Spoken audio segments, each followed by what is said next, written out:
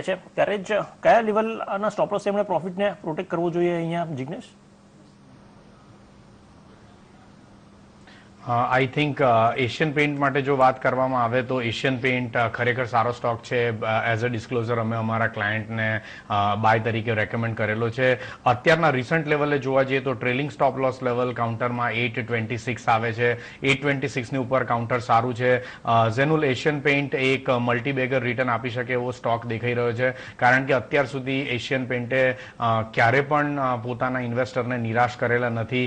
Asian paint એક secular બુલ રનમાં છે અને અત્યારના જે રીતના ફંડામેન્ટલ્સ ચારે બાજુ જોવા મળી રહ્યા છે એ એશિયન પેઇન્ટને સપોર્ટ કરે છે. કાઉન્ટરે 700 થી 900 સુધીની ઉપરની મૂવ લીધી છે, એટલે ઓફકોર્સ થોડુંક પ્રોફિટ બુકિંગ જોવા મળે, પરંતુ 825ના સ્ટોપ લોસથી આ કાઉન્ટરને હોલ્ડ કરવું જોઈએ અને લાંબા ગાળાનો વ્યૂ રાખવો જોઈએ. બિલકુલ. તો 825નો ટ્રેલિંગ સ્ટોપ લોસ સાથે તમે એશિયન પેઇન્ટ્સમાં તમારું રોકાણ જાળવી રાખો, તમારું જે પ્રોફિટ છે એને પ્રોટેક્ટ કરી શકો છો અને લાંબા ગાળા માટે તમે રોકાણ જાળવી રાખો, જે પ્રમાણે નિષ્ણાતો અહીંયા કહી રહ્યા